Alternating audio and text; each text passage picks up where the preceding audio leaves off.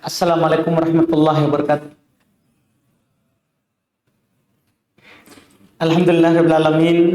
Shalatu wassalamu ala Rasulillah wa ala alihi washabihi wa man tabi'ahum bi ihsan ila yaumiddin. Amma ba'd.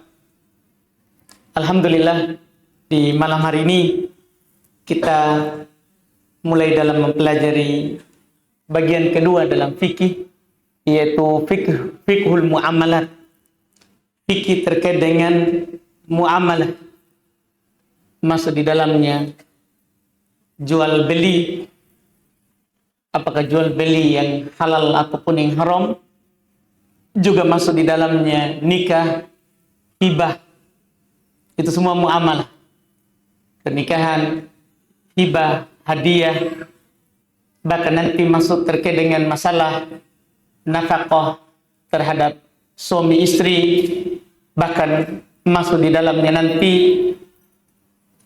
masalah-masalah yang dimasukkan dalam jual beli, bahkan sampai di masalah jual beli yang nanti akan disebutkan oleh penulis rahimahullahu ta'ala iwat secara umum dengan ada pertukaran harta dengan harta. Bentuk hartanya apapun, semua kita akan membahas di kitab ini. Kita akan baca kitab fikih ringkas terkait dengan jual beli ini di Umdatul Fiqih karya Imam Ibnu Qudamah rahimahullah. Di kitab jual beli ini beliau memberikan awal sebagai pendahuluan terkait dengan hukum jual beli secara umum dan syarat-syarat jual beli. Kemudian setelah itu beliau akan masuk di pembahasan jual beli terlarang. Di pembahasan jual beli, supaya kita tidak kaget kenapa disebutkan langsung jual beli terlarang, disebabkan asal daripada jual beli halal, mubah, selama terpenuhi syarat dalam transaksi jual beli, dan yang dilarang itu sedikit. Itu pun karena ada unsur dolim terhadap pembeli atau penjual, atau ada doror, hal yang membahayakan, atau memang tidak ada manfaat, atau memang karena zat yang diperjualbelikan haram. Di pembahasan awal belum menyebutkan dulu ayat bahwa jual beli itu halal, mubah.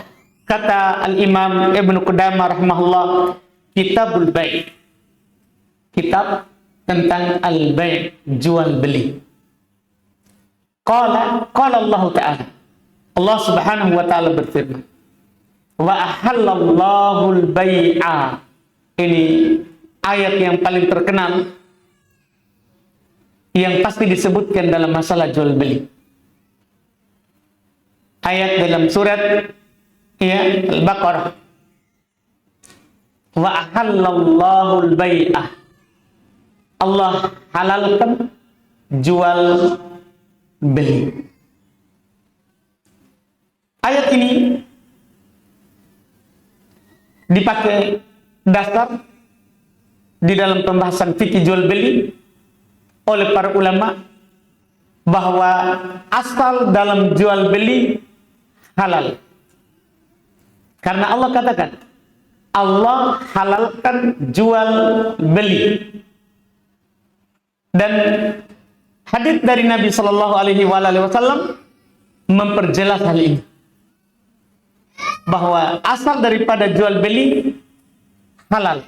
Di hadits yang diriwayatkan oleh Imam Al-Bukhari dan Imam Muslim dari sahabat Hakim Ibn Hizam, Nabi sallallahu alaihi wasallam bersabda, al-bayyi'an bil khiyar ma lam yatafarraqa. Fa in sadaqa wa bayyana burika lahu fi bai'ihim. Wa in kadaba wa katama muhiqat barakatu bai'ihim. Ini yang menjadi dasar dari Nabi. Kata Nabi, al-bay'an bil khiyar.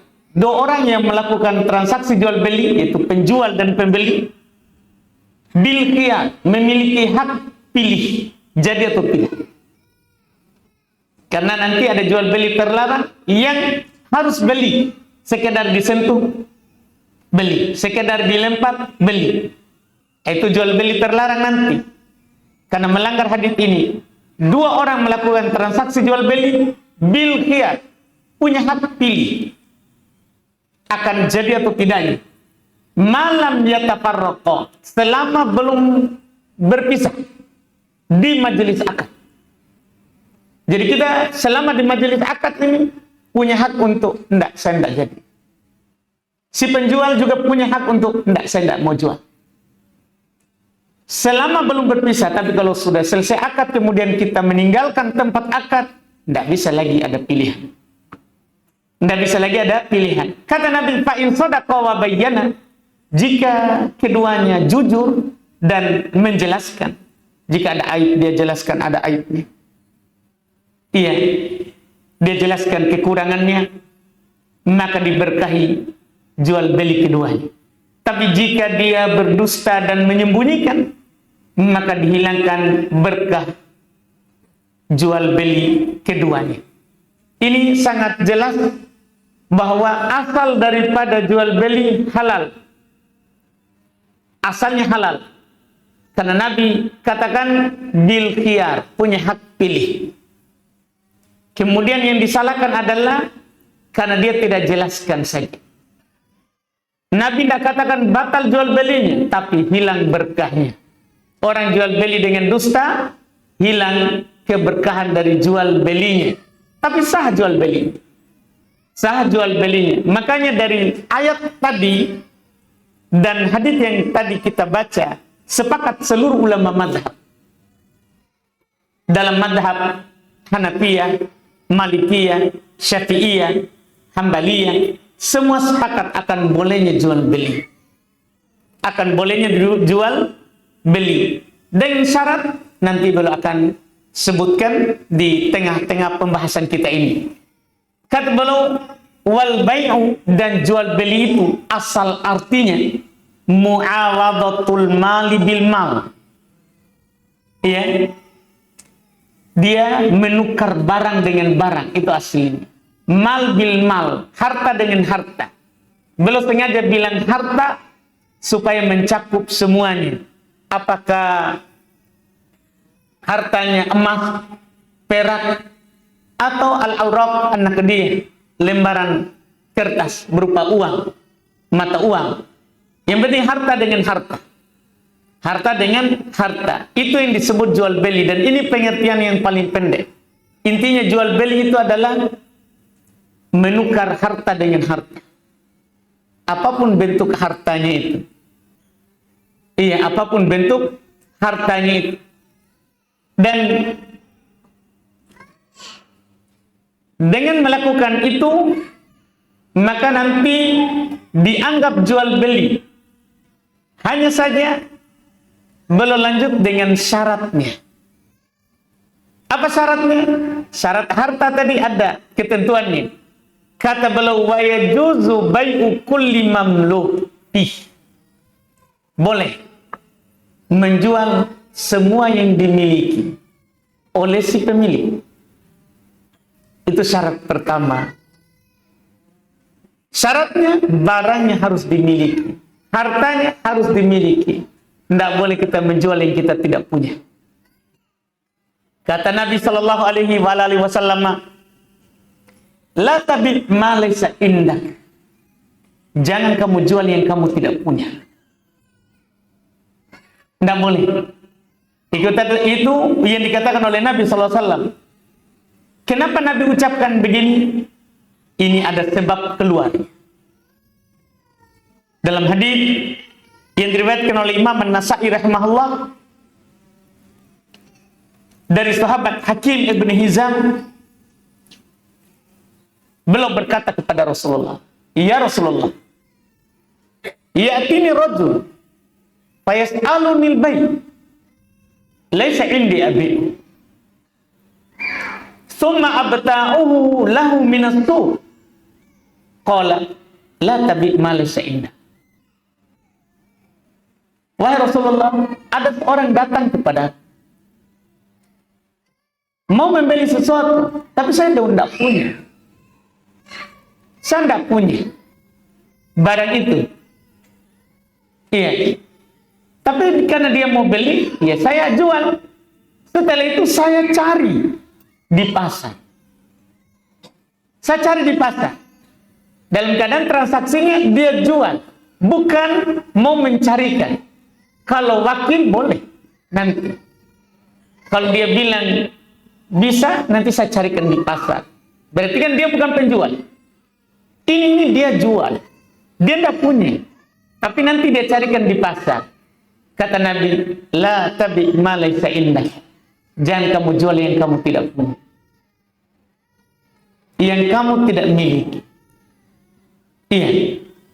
Itu langsung ucapan Nabi sallallahu alaihi wasallam, iya, kepada Hakim Ibn Hizam. Maka hadis ini ada faedah penting untuk kita. Iya. Bahwa ketika barang itu tidak ada di kita, tidak boleh kita melakukan transaksi kecuali memang sudah ada izin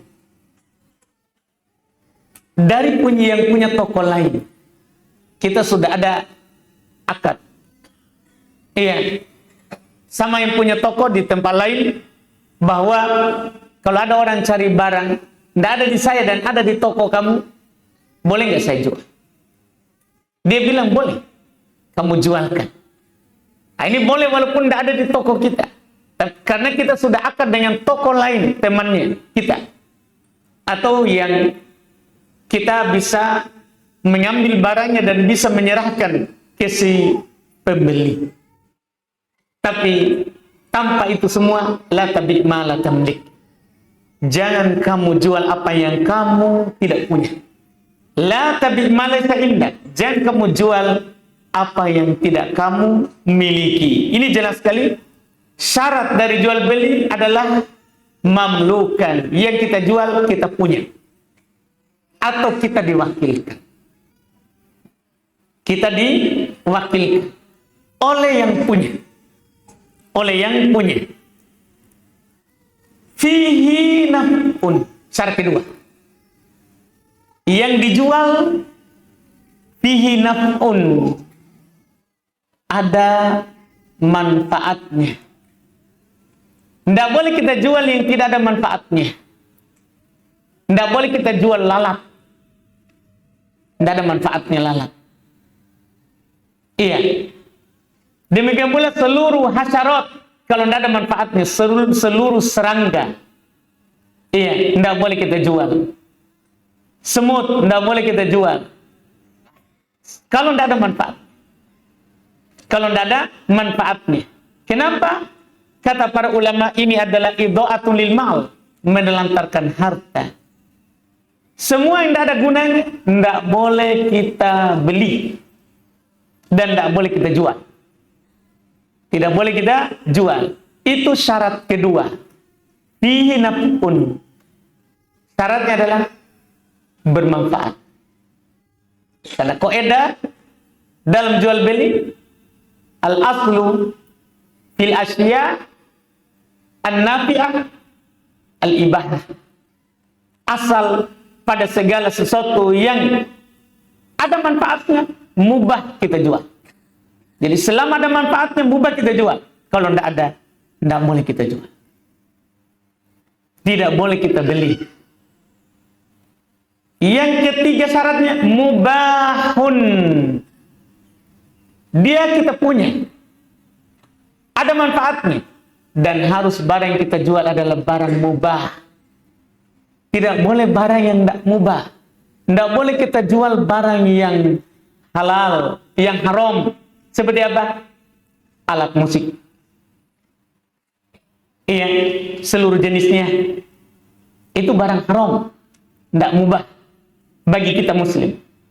Karena Nabi bersabda dalam hadits Abu Daud, dan diriwayatkan oleh Imam Al-Bukhari secara ta'liq tanpa sanad dan disambung oleh muridnya Abu Dawud Sijistani rahimahullahu taala, la yakunanna min ummati man yastahil al-hir wal harir wal khamr wal ma'azib. Akan ada dari umatku yang menghalalkan, berarti haram ini. Akan ada nanti dari umatku yang menghalalkan al-hir, perzinahan. Akan ada yang menghalalkan zina. Wal harir, sutra bagi laki-laki, tapi dikecualikan 2 jari atau 3 jari atau 4 jari. Boleh laki-laki ada sutranya, cuman sekadar 2 jari atau 3 jari atau 4 jari. Lebih dari ini tidak boleh. Boleh dia pakai seperti Nabi, kerak bajunya itu sutra. Laki-laki boleh. Atau ini apa namanya? Ujung ini. Apa namanya? Lengan baju ini yang paling bawah ini boleh di sini sutra. Boleh sutra. Bagian bawah pakaian boleh sutra. Untuk laki-laki, kalau perempuan halal sutra untuk dia pakai.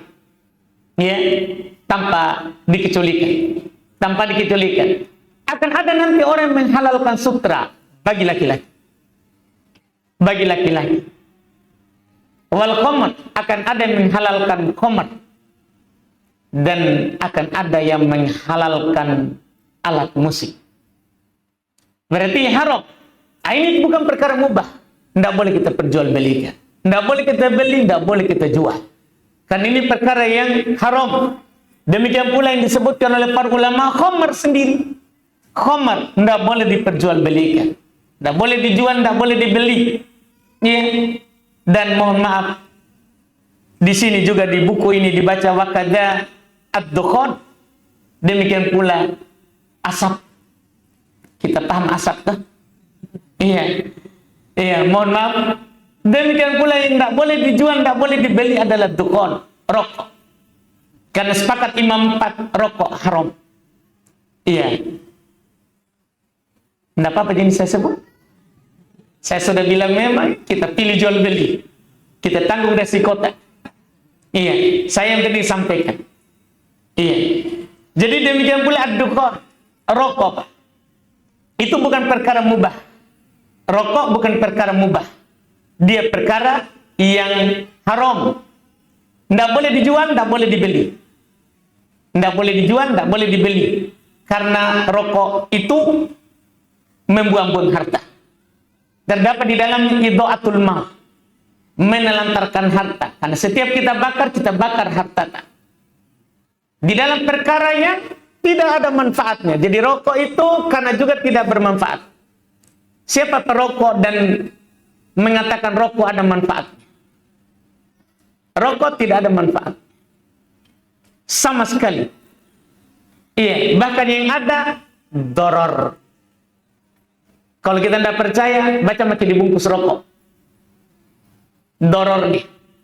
Tidak perlu saya sebutkan. Kita sendiri baca. Wah, itu sudah bilang Bapak. Pak Yani bilang itu. Hati-hati gitu, kita yang bilang itu rokok membunuhmu, baru kita tidak tahu kapan. Alhamdulillah. Tidak di masjid ya? Di warkop di.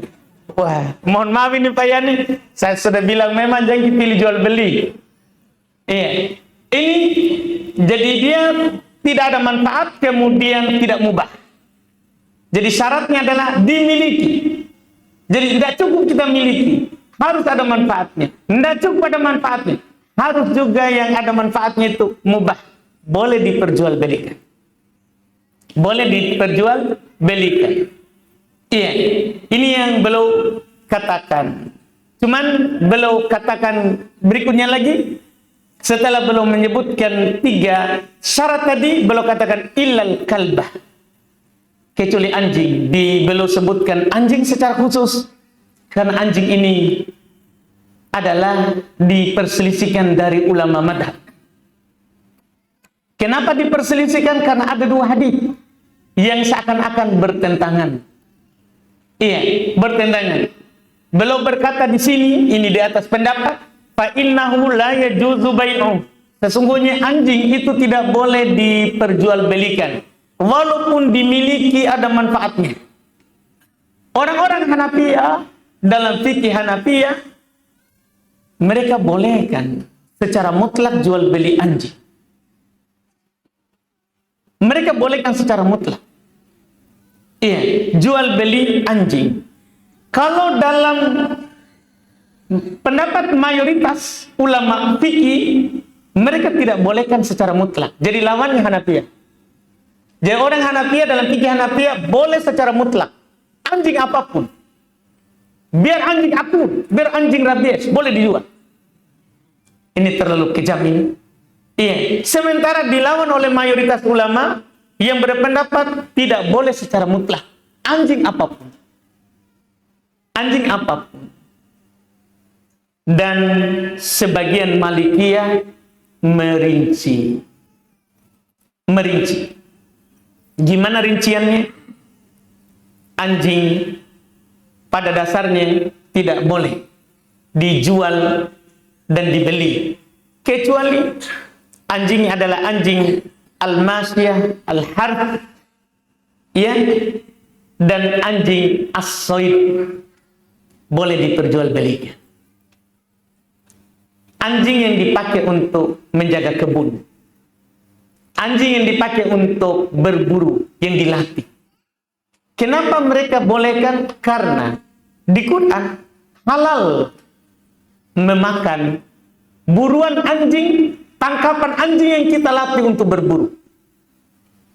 Halal, berarti halal untuk memeliharanya. Berarti kalau ada anjing terlatih, halal kita beli dan halal kita jual, bukan karena anjingnya, tapi karena terlatih. Karena terlatih. Iya, sama dengan burung elang. Tidak boleh kita beli, karena tidak boleh kita makan. Burung elang haram dimakan. Iya, tapi boleh kita beli, boleh kita jual kalau dia mu'allam, dilatih untuk berburu. Kita latih untuk menangkap ikan di laut, menangkap ikan di air, menangkap hewan buruan. Boleh kita menjual, boleh kita membeli karena manfaatnya, bukan karena barangnya. Iya, ini yang mereka katakan. Demikian pula di para ulama rahimahumullah mengikutkan anjing-anjing yang sekarang dilatih bukan untuk berburu, tapi anjing yang di kepolisian. Itu juga diikutkan. Karena Nabi SAW izinkan anjing itu untuk dipelihara.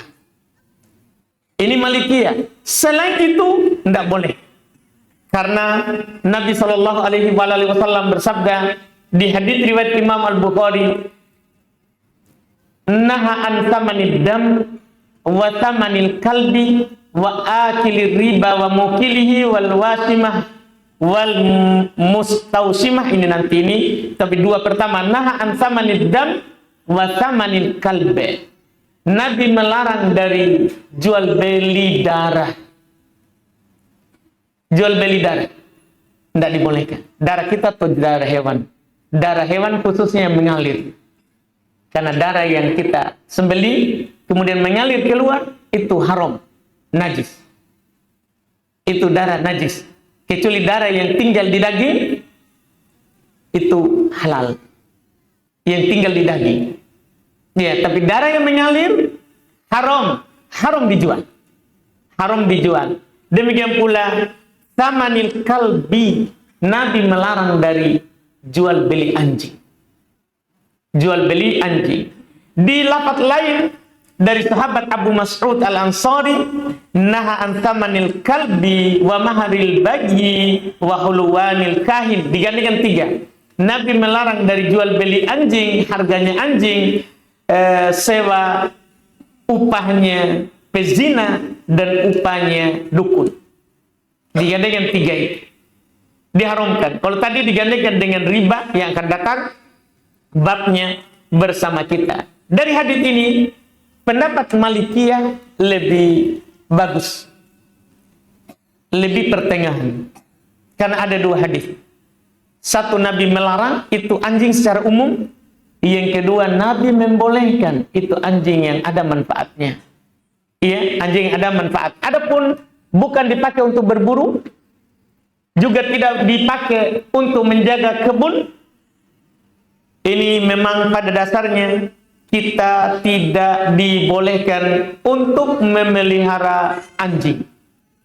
Memang pada dasarnya kita tidak dibolehkan untuk memelihara anjing, karena Nabi Shallallahu Alaihi Wasallam masalah memelihara anjing tanpa ada manfaatnya tadi, Nabi Sallallahu Alaihi Wasallam katakan itu akan kurang dari pahalanya setiap hari 2 qirot, dalam hadits riwayat Imam Muslim rahimahullah. Ya, siapa yang memelihara anjing, kata Nabi, maniktana kalban illa kalba masyiatin aw soydin naqasa min amalihi kulli yaumin qiraton. Siapa yang memelihara anjing, akan datang hadisnya dari penulis juga, siapa yang memelihara anjing, kecuali anjing untuk kebun atau anjing untuk berburu, maka akan kurang dari amalannya setiap hari 2 qirah. Ini kalau tanpa untuk kebun atau untuk berburu. Adapun kebun dan berburu, hadis jelas bahwa Nabi membolehkannya. Nabi membolehkan. Ini yang beliau kecualikan, kecuali anjing. Fa innahu la yajuzu bai'u. Sesungguhnya dia tidak boleh diperjualbelikan kecuali 2. Berarti ini pendapat yang paling pertengah. Kecuali 2. Kita tidak bisa masuk di pendapat Hanafiyah yang membolehkannya secara mutlak, karena ada Nabi larang. Tidak juga kita pegang pendapat tadi yang mayoritas ulama fikih, dikarenakan mereka tidak bolehkan secara mutlak. Iya, karena ada hadis yang membolehkan 2. Kambing, anjing yang menjaga kebun atau anjing yang dipakai untuk berburu. Kemudian setelah itu belum masih lanjut masalah anjing sedikit. Bagaimana kalau ada orang membunuh anjing atau tidak sengaja menginjak anjing? Kata beliau, wala yajibu gormuhu ala mutlih. Tidak wajib mengganti bagi orang yang menghilangkan anjing, tapi dipersyaratkan anjingnya sendiri atau anjing yang orang diizinkan untuk hilangkan. Karena walaupun perkara haram punya orang lain, tidak boleh kita hilangkan tanpa izinnya. Tanpa izinnya. Nanti ada itu masalah pembahasannya, yaitu tidak boleh menghilangkan harta yang haram kecuali yang memang berkuasa atas harta itu. Apakah karena dia pemilik, ya, atau dia berkuasa atas pemiliknya, harta itu punya anaknya. Karena kan dia berkuasa atas anaknya, maka boleh. Adapun punyanya orang lain tidak boleh walaupun haram, karena ada haknya orang lain di situ. Tidak boleh kita tiba-tiba lihat orang merokok dan sampai dibilang nanti rokok haram, langsung kita cabut pohonnya, langsung kita pocah itu rokok. Tidak boleh, karena punyanya orang. Tapi kalau kita berkuasa, itu adalah anak kita, boleh, karena kita berkuasa di atas anak. Demikian pula pemerintah kepada yang dia pimpin, boleh, karena itu dibawa kepemimpinannya. Ini wallahualam. Untuk yang pertama, masih ada hadis terkait dengan nanti anjing, dan kita ambil lagi di pertemuan akan datang. Ini baru pendahuluan, kita kasih panas-panas dulu sedikit. Iya, alhamdulillah. Kita baca dulu, sini ada pertanyaan.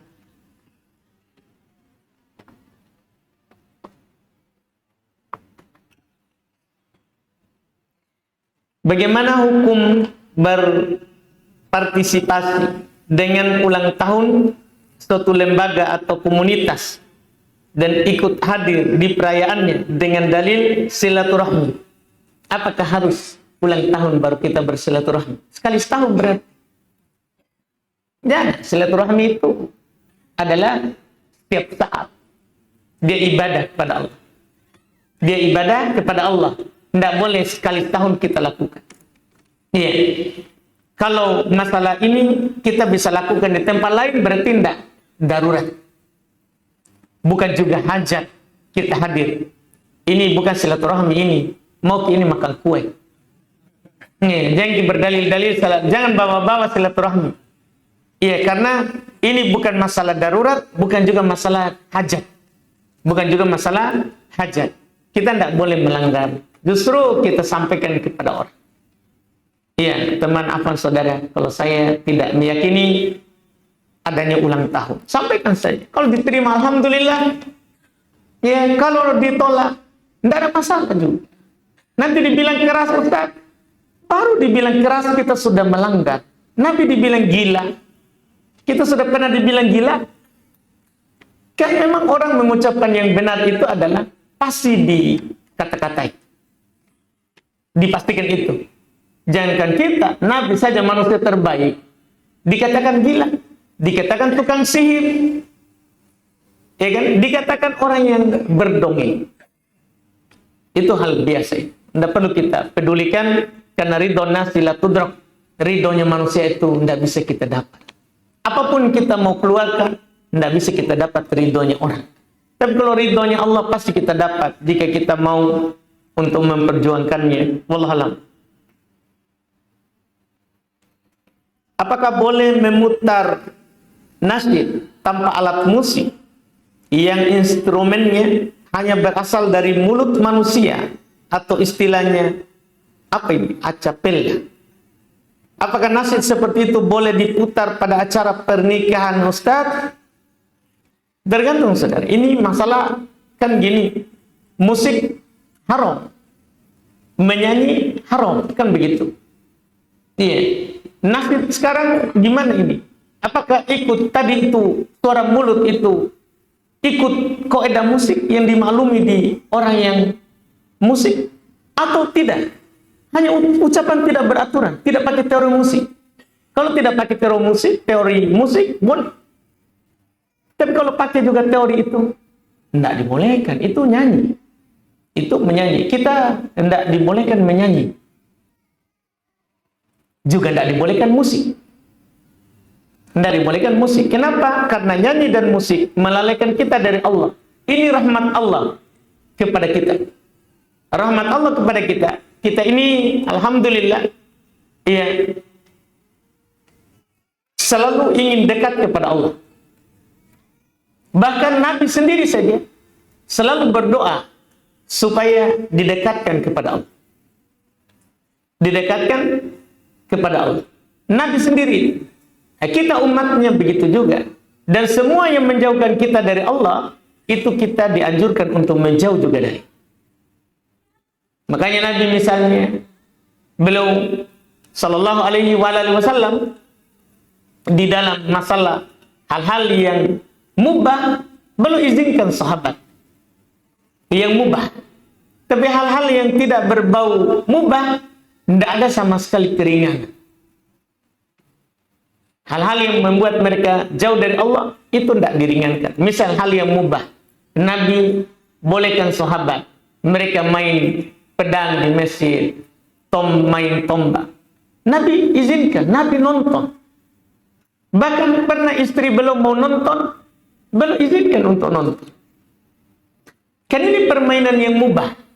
Permainan yang mubah. Tapi kalau tidak mubah, maka belum keras dalam melarangnya. Belum keras dalam melarangnya.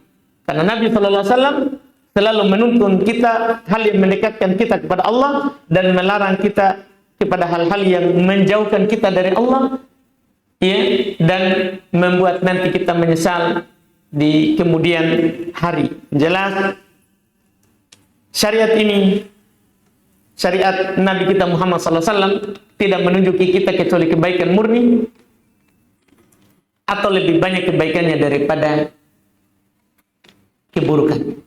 Kalau diperintah. Tapi kalau dilarang, pasti itu keburukan murni. Atau kalau ada kebaikannya, kebaikannya itu tidak seberapa dibandingkan dengan keburukan. Ini harus kita pahami. Untuk kita ini, untuk maslahat kita. Untuk maslahat kita. Jadi kalau ada hal yang diharamkan, pasti itu buruk. Kalau ada di antara kita mengatakan tidak, periksa dulu hawa nafsu. Karena syariat tidak pernah mengajak kecuali kepada kebaikan murni. Tidak melarang kecuali pada keburukan murni. Lihat saja apapun yang dilarang. Nanti kita akan dapat dijual beli insya Allah beberapa contoh yang bagus dalam larangan dan contoh dalam perintah.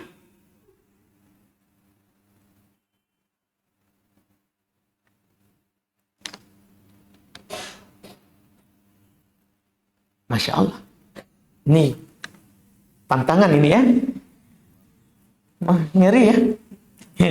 Dia bilang, tolong yakinkan saya bahwa majelis ilmu ini, manhaj salaf dalam kurung, adalah majelis yang diridhoi Allah, yang benar di mata Allah Subhanahu wa ta'ala.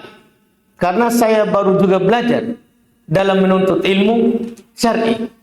Masya Allah, mantap. Iya. Alhamdulillah. Jadi kan majelis itu banyak. Iya, cuman majelis yang diridhoi itu apa? Tentunya saya tidak bisa bilang majelisku, majelis saya. Tidak. Karena itu terlalu sempit kita mendefinisikan itu. Jadi Nabi kita SAW pernah menjelaskan di hadits riwayat Imam Ahmad, Tirmidzi dan selain, kata beliau begini, "Sataftariq ummati ala 73 firqah." Setelah beliau jelaskan Yahudi Nasara, bahwa umat Yahudi akan terpecah menjadi 71 golongan. Umat Nasara akan terpecah menjadi 72 golongan. Nah, saya langsung saja di kita saja. Sataftariqu ummati ala 73 firqah. Umat itu akan terpecah menjadi 73 golongan. Kalau kita melihat golongan terlalu capek kita. Dan semua golongan akan mengaku bahwa dia yang benar. Sehingga kita juga akan bermasalah. Ilmu kita sedikit, sementara penjelasan orang kadang lebih bagus dari penjelasan yang lain. Kadang orang benar tapi penjelasannya tidak bagus sehingga kadang tidak diterima. Sementara di sana ada orang tidak benar tapi penjelasannya bagus, diterima. Ini masalah. Iya. Tapi kita kembali saja ke Nabi. Untuk kita yakini mana sebenarnya dari semua ini yang mengaku pengikut Nabi yang harus kita ikuti. Mau majelis ini, majelis dimanapun kita dapat. Bahkan walaupun kita sendiri, kamu darinya, kata Nabi SAW. Ketika beliau menyebutkan 73, Nabi bilang begini, kulluha finnar, semuanya diancam dengan neraka, bukan pasti masuk neraka, diancam. Namanya ancaman bisa jadi, bisa tidak. Jangan sampai kita bilang, berarti dia sendiri masuk surga, begitu kan? Enggak, ini ancaman, bukan janji. Kalau janji itu Pak, pasti dipenuhi. Namanya ancaman, ya kalau terpenuhi dengan ancaman pasti. Kan kalau dia beriman, pasti ujung-ujungnya adalah surga, kan begitu. Semuanya di neraka kecuali satu. Nabi tidak menyebutkan nama golongan, tapi menyebutkan ciri. Ketika beliau disebutkan kecuali satu yang tidak diancam dengan neraka, artinya inilah yang diridhoi. Kata Nabi, man kana ala mithl ma ana alaihi wa ashab. Siapa saja yang berada di atas apa yang saya pegang dan para sahabat.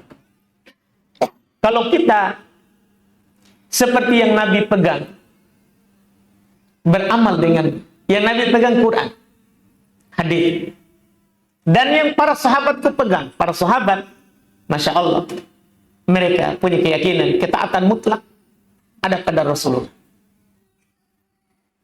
karena mereka sudah banyak pelajaran dalam hal ini. Iya, kita maklumi bersama pada tahun ketiga Hijriah ada kejadian yang membuat para sahabat memang secara mutlak kita tidak boleh menyelisih Rasul, karena kebenaran mutlak di Rasul, karena hanya itu yang diridhoi oleh Allah. Jadi tahun ketiga itu Pak, di bulan Syawal, terjadi perang Uhud. Nabi bagi dua pasukan. Satu di bawah menyerang lawan musyrik. Satu yang di atas gunung bukit rumah. Yang bukit kecil itu di gunung Uhud. Kalau kita pergi umrah kita lihat itu. Yang bukit kecil di bawah. Beliau letakkan di situ yang sebanyak 50 pasukan pemanah.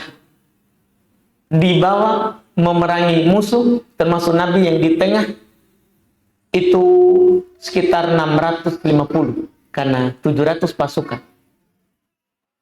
Sekitar 650. Nabi berpesan yang di gunung, yang pasukan pemanah. Apapun yang terjadi, jangan kalian turun. Apapun yang terjadi, jangan kalian turun. Kami menang atau kalah. Maka pasukan 650 orang tadi itu, yang dipimpin langsung oleh Rasulullah di bawah, berhasil memukul mundur musyrikin yang berjumlah 3.000 orang. Karena Abu Sufyan membawa 3.000 pasukan. Iya. Dipukul mundur. Yang di gunung melihat pasukan sudah lari mundur, musyrik. Dan sudah mulai dipungut gonimah, rampasan perang yang ditinggalkan pasukan. Yang di gunung turunlah sebagian. Mereka bilang, kita sudah menang. Kita turun. Tapi sebagian bilang, tidak boleh. Nabi bilang, lah. Tapi turunlah sebagian. Ketika mereka sudah melihat kemenangan itu. Padahal Nabi bilang, jangan kalian lakukan apapun. Pokoknya tetap di situ. Jangan turun. Apapun yang terjadi. Kalau menang kami di bawah, tidak boleh bergeser. Turun sebagian. Khalid bin Walid yang melihat bahwa yang di gunung turun, malah dia berputar arah, berbalik arah. Dari lari, dia perintahkan pasukan berkudanya untuk menyerang dari bukit itu, naik ke bukit. Karena mereka sudah lari ke bawah. Kalah, meninggal kita 70 orang. Nabi SAW ditombak mukanya, masuk pakaian pelindung mukanya dirahangnya. Dirahangnya. Kita kalah perang Uhud, kekalahan pertama dalam Islam. Kekalahan pertama di dalam Islam. Kenapa itu bisa terjadi? Mereka tidak ikut arahan Rasul. Makanya yang selamat di sini di hadis. Kita kembali ke hadis. Yang selamat adalah Nabi bilang begini, siapa saja dia, laki-laki atau perempuan, yang berada di atas yang saya pegang, dan para sahabat. Karena setelah perang Uhud, sahabat tidak pernah menyelisih Nabi. Tidak pernah menyelisih Nabi. Bahkan pernah sholat. Nabi yang dulu masjidnya pakai alas tanah, sholat pakai sandal. Nabi pernah sholat pakai sandal. Di tengah sholat Jibril turun, di sandalmu ada kotoran. Nabi buka. Nabi buka ini dalam sholat. Oh, di belakang semua buka. Lagi sholat. Di belakang dia buka semuanya. Setelah sholat Nabi tanya, kenapa kalian buka? Kami melihat engkau buka. Nah, Jibril bilang saya ada kotoran. Saya buka. Kalian kan tidak ada kotoran. Kenapa dibuka? Tapi ini sahabat. Mereka begitu. Jadi kalau kita mau ikut, maka ikut Nabi dan para sahabat. Gimana mereka lakukan? Nah, kalau ada kita punya majelis, kita ustadz siapa saja yang berbicara apa adanya, bilang kepada kita ini halal, ini haram, seperti yang Nabi katakan, itulah majelis. Karena al-yawma akmaltu lakum dinakum wa atmamtu alaikum ni'mati wa raditu lakumul islam madina. Itu ayat turun di haji tahun ke-10. Pulang dari haji itu Nabi wafat. Pulang dari haji Nabi wafat. Tahun terakhir, tahun 10 Hijriah. Nabi haji. Saat wukuf di Arafah, turunlah ayat ini. Pada hari ini saya telah sempurnakan agama ini untuk kalian. Saya telah cukupkan nikmatku atas kalian. Dan saya ridho Islam ini sebagai agama kalian. Yaitu Islam yang dibawa oleh Nabi. Kalau ada orang mengajak kita kepada Islam seperti yang dibawa oleh Nabi, ketahuilah. Itulah dibilang majelis Islam yang diridhoi oleh Nabi. Begitu saja, sederhana saja. Ya, dan apa yang kita tanyakan ini butuh diuraikan. dengan panjang apa kekhususan dari mengikuti Nabi, apa keutamaannya. Ini butuh untuk membuat kita yakin seyakin-yakin. Allah alam, mudah-mudahan apa yang diingatkan itu ada sedikit bisa mencerahkan. Ustaz, berapa tahun lalu, pertanyaan berikutnya, ayah saya pernah difitnah di depan orang banyak oleh tante saya yang merupakan adik sepupunya, sehingga belum menjadi sakit hati semenjak kejadian itu. Silaturahmi antara keduanya terputus. Selang beberapa lama pasca kejadian, saat sang tante kena stroke berat yang menyebabkan dia hanya bisa terbaring tanpa bisa bergerak. Bicara pun tidak jelas sampai sekarang. Saya sudah beberapa kali membujuk ayah saya untuk datang menjenguk, tapi beliau selalu menolak. Ayah saya berkata, saya sudah maafkan, tapi tidak berkenan lagi menemui. Pertanyaan saya, Ustaz, apakah pernyataan ayah saya bahwa ia telah memaafkan sudah cukup untuk menghapus dosa antara keduanya? Dan apabila ayah saya belum mau bertemu, apakah itu masih tergolong memutus silaturahmi?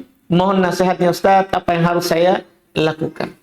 Tentunya ketika kita melihat apa yang dikatakan oleh Nabi, khairuhuma, yang terbaik dari keduanya yang bertikai adalah yang mendahului salam, yang duluan mengucapkan salam. Maka dari sini sebenarnya kita bisa pahami yang bertikai itu dianggap saling memaafkan kalau mereka bertegur sapa. Mereka bertegur sapa, bukan sekedar bilang memaafkan. Iya, bukan sekedar bilang memaafkan, karena mengucapkan memaafkan itu mudah, tapi tanazul an hak, mengalah dari hak itu yang susah. Maka yang terbaik adalah yang tanazul, yang mulai tegur. Itu yang dikatakan oleh Nabi SAW. Terus saja nasihati ayah kita ini supaya dia mau memaafkan dan dia berkunjung menegur ini tadi tantenya. Tante tak berarti tadi ini apanya? Apanya? Ayahnya berarti. Sepupunya. Iya, seharusnya dia kirim salam saja. Bisa kirim salam. Kalau tidak ketemu boleh sekarang itu, atau menelpon, atau sekarang WA, dibolehkan. Itu sudah dianggap menyambung silaturahmi di masa sekarang. Di masa sekarang. Wallahualam. Ustaz, sudah berapa tahun kami berniat untuk menjual ruko. Wah, kita tanya dulu ke saya nih ya. Yang kami tempat tinggal dan sekaligus tempat kami usaha. Namun kontrol kami mengalami penurunan. Apa ini? Penurunan demi pemutaran modal usaha. Maka kami memutuskan untuk menjual ruko kami. Pertanyaan saya, Ustaz, apakah selama bertahun-tahun ini ada zakat untuk ruko kami dan bagaimana cara menghitung zakatnya? Iya, ini ruko pertama. Itu ruko yang kita pakai sendiri kan? Yang kita pakai. Iya, kalau ruko itu yang kita pakai untuk berjualan, tidak ada zakat. Iya, karena kita tidak punya zakat pada kendaraan yang kita pakai. Pada ruko, rumah yang kita pakai, tidak ada zakat. Zakat itu adalah harta yang bukan kita pakai. Kita memang untuk menabung uang di harta itu. Kita beli rumah, ruko, untuk invest kita. Nanti kalau tinggi harganya kita jual misalnya, itu yang ada zakat. Dan selama belum terjual, zakatnya itu hitungannya dari modal belinya. Karena akan bertambah nilainya itu kalau nanti dijual. Ketika dijual, misalnya kita beli 100 juta, maka hitungan zakatnya 100 juta saja. Iya, 100 juta saja. 100 juta berarti 2.500.000 zakatnya. Karena Nabi bilang rubul usyur, 1/40. 1/40. Iya. Dapat zakatnya 100 juta, 2.500.000. Itu saja yang dikeluarkan. Walaupun sekarang nilainya tahun ini sudah 200 juta. Enggak. Untung itu setelah didapat, baru digabungkan dengan zakat. Bukan yang belum didapat. bukan yang belum didapat. Adapun yang kita pakai, sekali lagi, yang kita pakai tidak ada zakat. Sama dalam perdagangan. Perdagangan itu kan zakatnya adalah yang diperdagangkan. Modal yang diputar itu ada zakatnya. Tapi modal yang tidak diputar tidak ada zakatnya. Maksudnya kita sewa ruko. Jangan dimasukkan dalam hitungan zakat sewa rukonya. Karena ini tidak ada zakatnya. Yang kita pakai untuk beli rak, lemari, tidak masuk dalam hitungan modal yang mau dizakati. Tidak. Yang dizakati adalah yang diputar, yang diperjualbelikan. Bersama nanti untungnya di akhir tahun. Karena yang menjadi syarat tersimpan setahun adalah modalnya. Untungnya tidak dihitung tersimpan setahun. Walaupun masuk malam ini, besok kita mau zakati, sudah ada ikut ke modal. Sudah ikut ke modal. Itu dalam masalah ini ruko ini ya, tidak ada zakat. Baik, katanya cukup. Insya Allah kita lanjut nih, panjang perjuangan ini ya, masalah jual beli, kita harus bersabar. Insya Allah kita lanjut terus di pertemuan-pertemuan akan datang. Subhanallah, hamdik, syadallah ilaha illa anta, astaghfiruka wa atubu ilaik. Assalamualaikum warahmatullahi wabarakatuh.